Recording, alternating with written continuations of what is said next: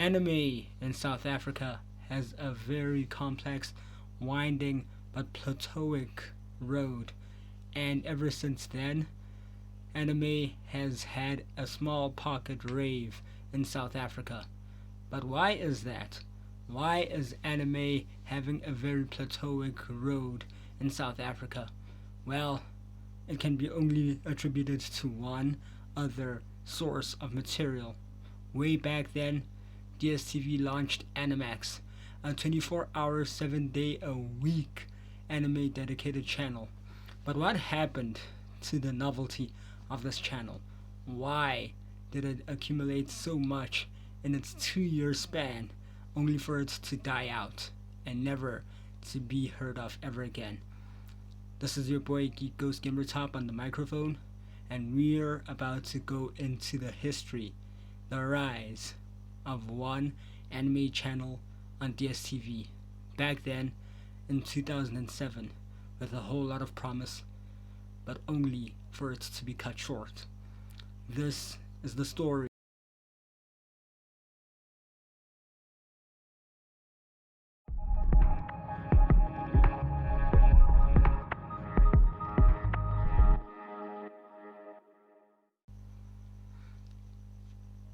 At the beginning of this video essay, anime in South Africa has a very complex and plateauic road, with small pockets enjoying the leisure of anime, with some even going as far as being fans of anime, only for it to be in pockets.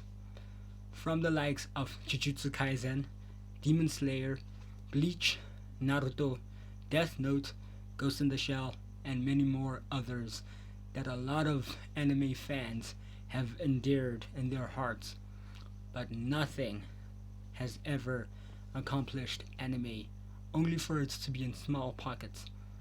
But one other source of material, way back then, when DSTV had the nerve and the gumption to release anime after the success of Dragon Ball Z, Beyblade, Hamtaro, Pokemon, and likewise. They had sought the services of one international growing anime channel that would solve anime in South Africa of all of its plateauic roads. The channel that I'm talking about today is Animax. But before we get to Animax and why it found itself in South Africa, we need to go way back, like way back, 1998 back. Animax, a Japanese anime 24-hour dedicated channel that started in the Minato region of Japan, to 2 and 3, probably, co-founders of Animax, AK Production. Animax was dedicated to be a 24-hour anime channel that would serve to the rights, the love, the passion of anime fans not only in Japan, but everywhere in the world. With its success and rave in Japan, Animax sought new heights and left its abode in the Minato region and went all across the world, landing in parts of Germany, Australia, the United Kingdom, Canada, the United States. Likewise, Animax was sure to be a hit, with its titles that come from Japan only exclusive to Animax and some other animation studios like Ghost in the Shell, Neon Genesis Evangelion, Black Lagoon, Salty Ray, and many more to come. Animax knew that it found its wings internationally, and fans across the globe felt it likewise, landing in countries like Brazil and Singapore, Malaysia, and Korea, and also a bit of Germany. The international anime fandom took like to Animax.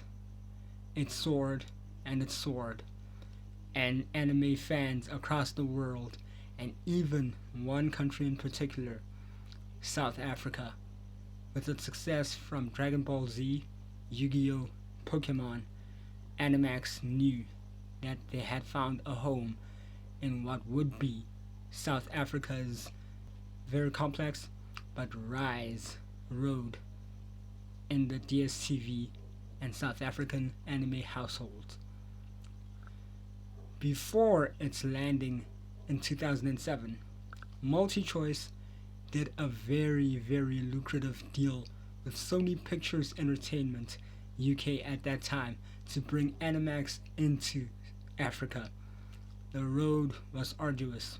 Those deals at first were not complimentary. Hard and hard, the anime fans in South Africa cried for Animax to be in South Africa, but it took forever.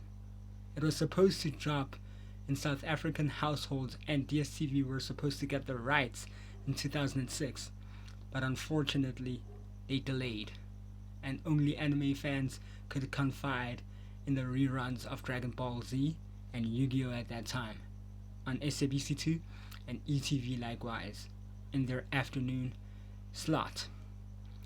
Anime fans knew that this was not enough, and MultiChoice sought to hear the pleas of South African anime fans everywhere until one year, 2007, Sony Pictures Entertainment UK and MultiChoice, along with DSTV, had fought to get the rights to have an anime channel in South Africa. Not only, but also in Africa.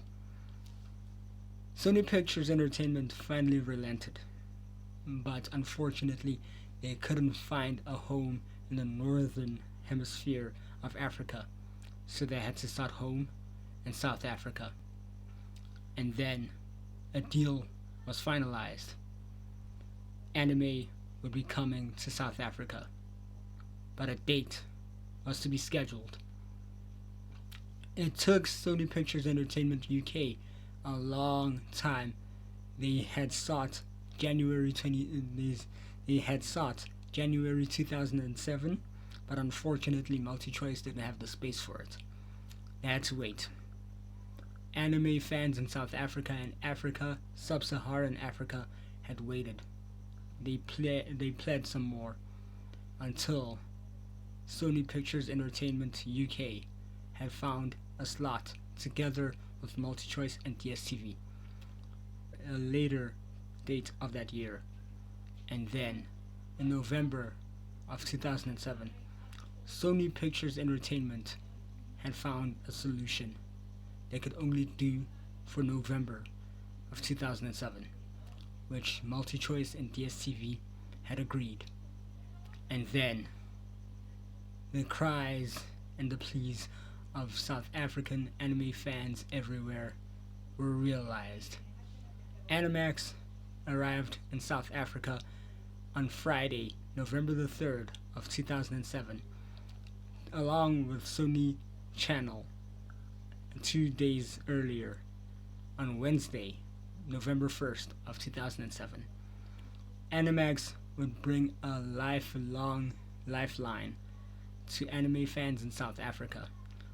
With its lineup of anime that would shock and awe South African anime fans since the dawn of Pokemon, with its new, improved, and hotly fresh anime content at that time. Titles like Salty Ray, Black Lagoon, Ghost in the Shell, Neon Genesis TV screens at that time, and anime fans were delighted. The addition to Animax to the DSTV digital platform would award Animax the Times Award for fresh new content and anime content in the country of South Africa that year of 2007 and 2008. We knew that South Africa had a home for Animax.